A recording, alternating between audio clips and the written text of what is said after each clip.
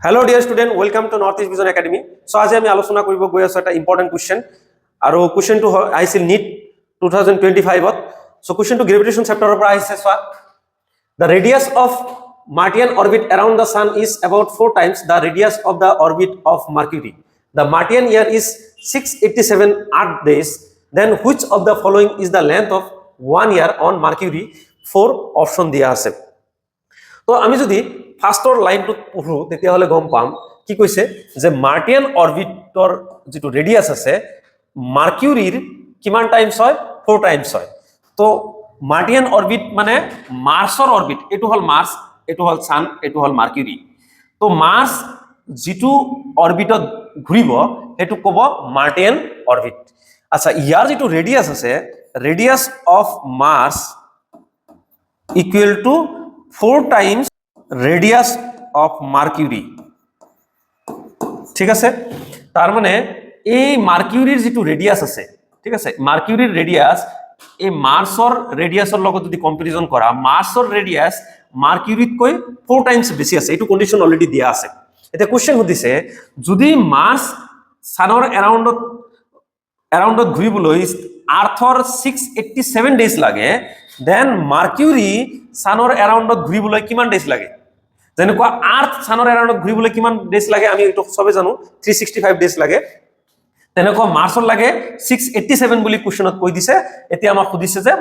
মাৰ্কিউৰিৰ কিমান ডেজ লাগে বহুত ইজি কোশ্চেন হয় ঠিক আছে তো আমি কেপলাস থার্ড ল ইয়াতে আমি ইউজ কৰিম ফ্ৰম কেপলাস থাৰ্ড ল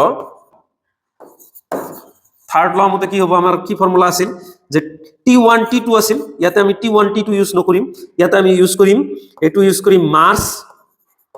আৰ এটো ইউজ কৰিম আমি Mercury whole square equal to radius of Mars divided by radius of Mercury whole cube এতে আমি ভ্যালুখিনি পুট কৰি দিম সোয়া এটো মাৰ্সৰ টাইম পিৰিয়ড কিমান আছে 687 ডিভাইডেড বাই টাইম এটো কিহৰ হয় মাৰ্কিউৰিৰ হয় হোল স্কয়াৰ এতিয়া ৰেডিয়াস মাৰ্সৰ রেডিয়াস কিমান আছে 4 times of Mercury 4 times of Mercury divided by radius of Mercury into whole cube তো রেডিয়াস অফ মার্কিউরি কি হ'ব ক্যান্সেল হৈ যাব ক্যান্সেল হৈ গলে এটো আর এটো কি হ'ব ক্যান্সেল হৈ যাব ক্যান্সেল হৈ গলে থাকিব কিমান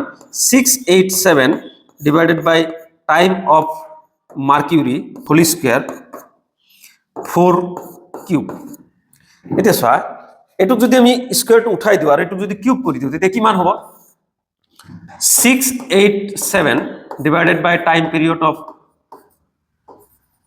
মার্কিউরি ইকুয়াল টু এটো হ'ব 64 হ'ব কিন্তু হ'ব রুট ওভার ঠিক আছে কারণ এটো স্কয়ার ইফালে গুছি গৈছে 64 রুট ওভার হ'ব তো টাইম পিরিয়ড অফ মার্কিউরি কিমান হ'ব 687 ডিভাইডেড বাই 64 এর কিমান হয় 8 হয় হিসাব এটুক আমি হিসাব কৰিলে কিমান পাম যে 85.875 অ্যাপ্রক্সিমেটলি 88 ডেজ বুলি আমি কম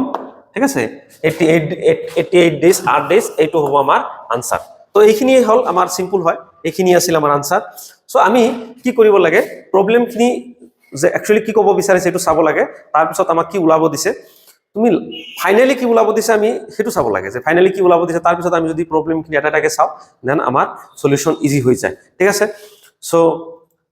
thank you for watching the video please like share and subscribe